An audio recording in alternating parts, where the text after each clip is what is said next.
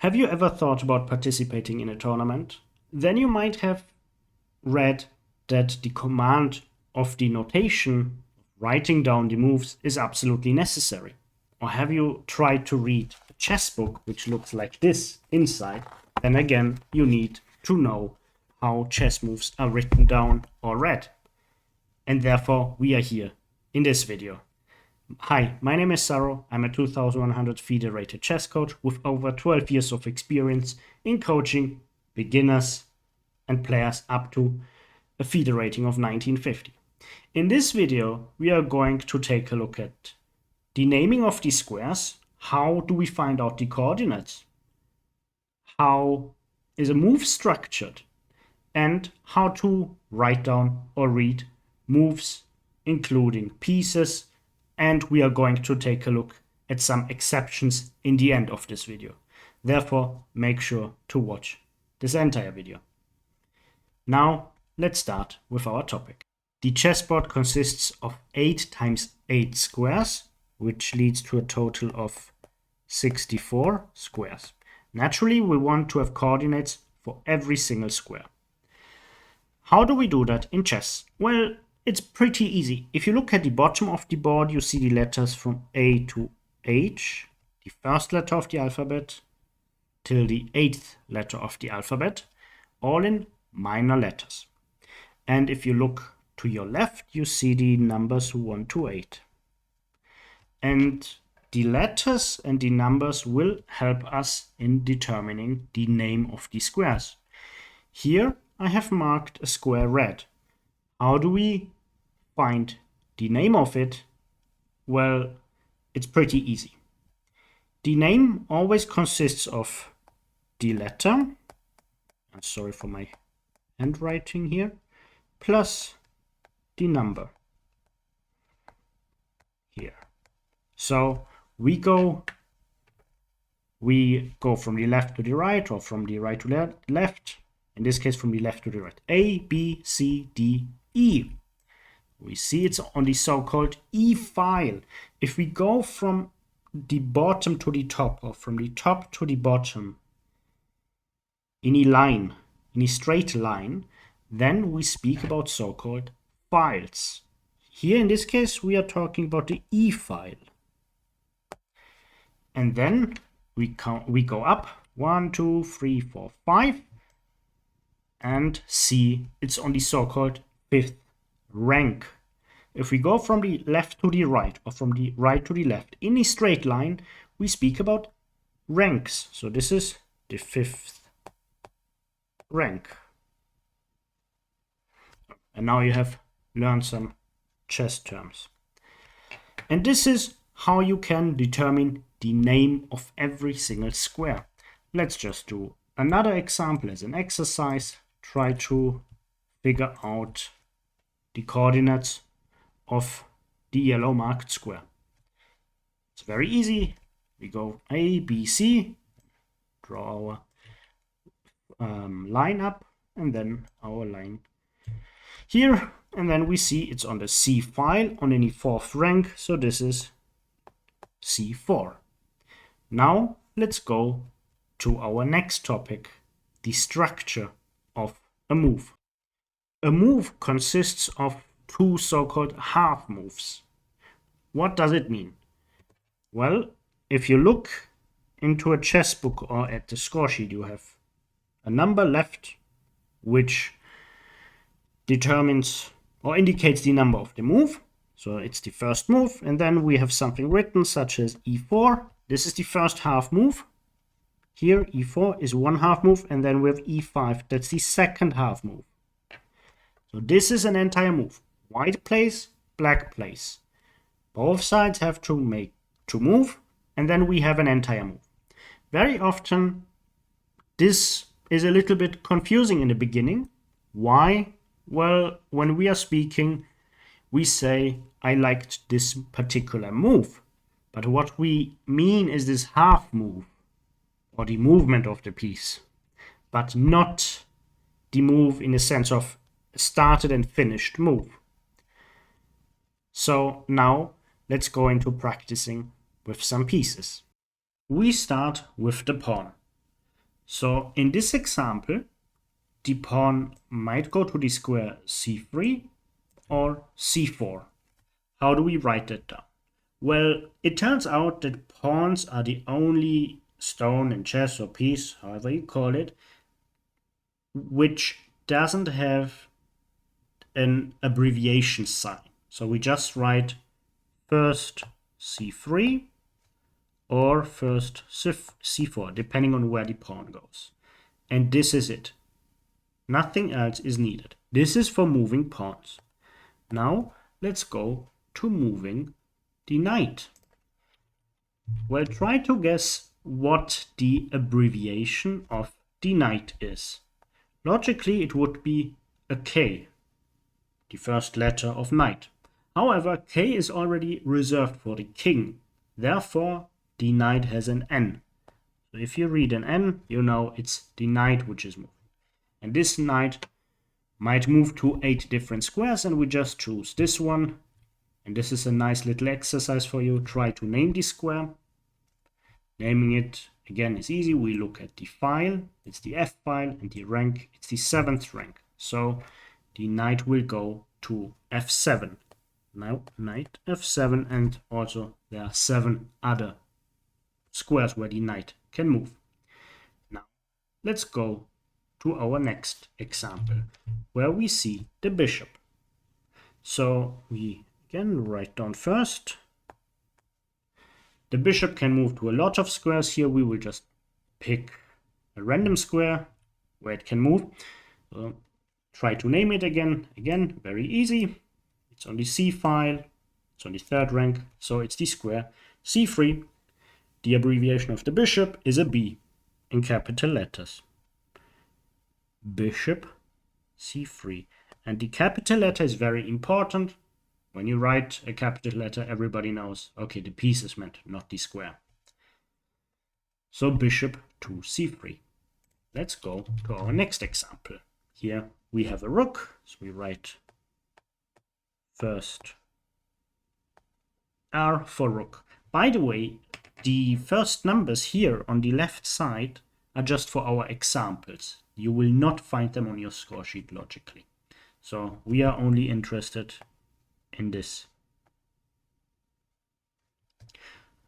Now back to our example. Where can the rook move? Well, again, let's pick a random square. Now let's do the same game. G file, 2nd rank. The rook moves to G2. Now example number 5. And our next piece. It's the king. As mentioned earlier, the abbreviation for the king is the K. And let's again choose a square here. It's A3. So king to A3. Our next example is the queen. So we write 6. This is our 6th example. And the queen, let's say, goes here. Name the square. Well, again, you should be able to do this perfectly by now. It's queen e5 q for the queen. Now our next example. We have done all the moves now, how the piece is moved. Now it's about capturing.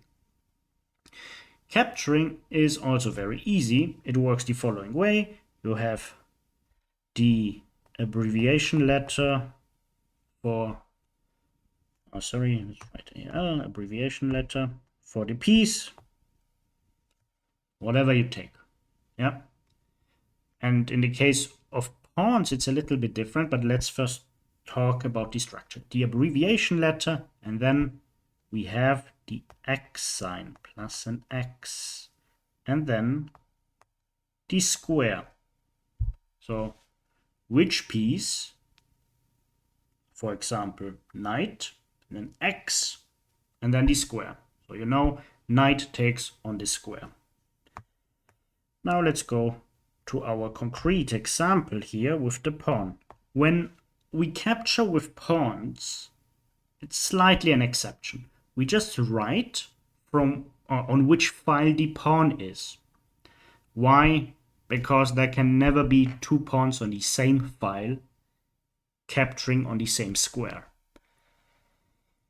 So if we had a pawn on b3, this pawn would control c4 and a4, not the c3 square.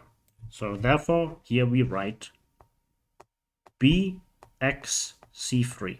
So pawns, when pawns capture just the letter of the file where the pawn is, so it's b, and where do they capture? They capture on c3. And this is all you need to understand. This is one of the most difficult examples here. Now let's go to an easier one. The knight is supposed to capture on c4 here. Again, same game. c4, then x c4. And this is how every piece, either bishop, rook, queen, king, or knight, takes. Abbreviation letter plus the x for taking plus the square where it takes. So now let's come to the en passant rule, or how to write it down. Black plays c5. Now it's white's turn. White captures this way. So from where did the pawn come? It came from the b file. It came from here, the b file. Where did it capture? Well, it captured on c6. Therefore, b takes c6. The coordinates always have minor letters. The pieces, the abbreviation of the pieces, capital letters, as discussed earlier. Now, let's go to another example. We have two different knights, and both of these knights can go to the d2 square. How do we write this down? Well, this is also not too difficult. We write the abbreviation letter, so it's the n. Oops, sorry, it's n.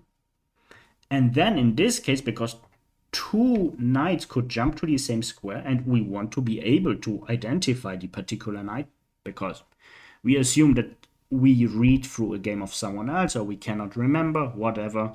We need to understand which knight jumped there, and it should be visible on the score sheet.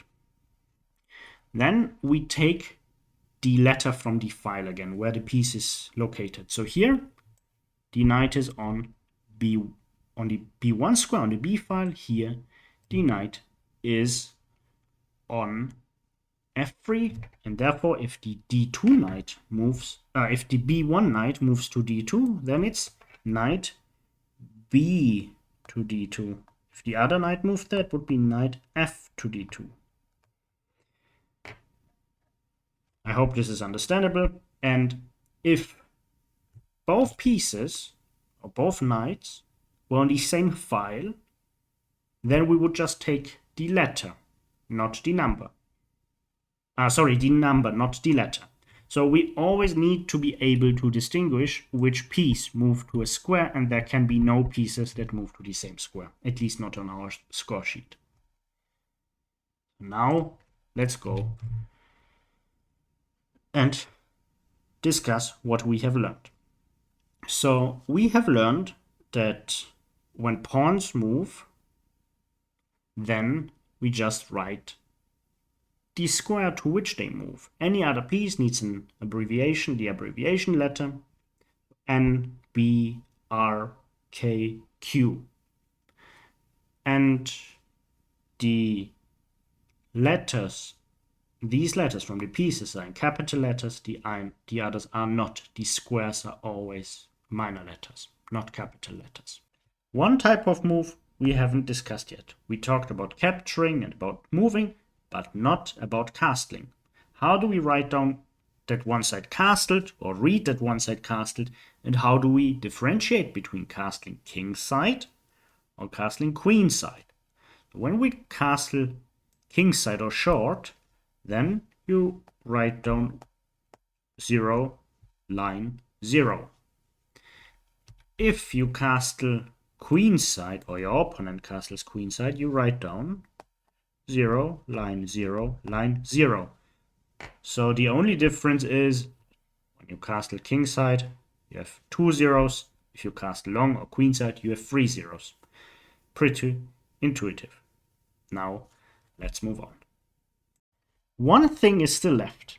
Imagine you open a chess book and you see a diagram which shows a position after white's move. So naturally, it is black's move. But how does one show that? Well, that's pretty simple. We know that a move consists of 2 half moves. So let's say e4, e5. But this structure always has the white move on the left side and the black move on the right side. So far, so good. But what if the white move has already been done on the board? You just see the picture and it is black to move. Well, then it's still pretty easy. Instead of the half move of white, there's simply 2 dots. So you have 3 dots and then black's move. This way, one knows, or you know, that it is black's turn. So black played e5, and white has already played before. I hope this video was enjoyable. You learned a lot, hopefully.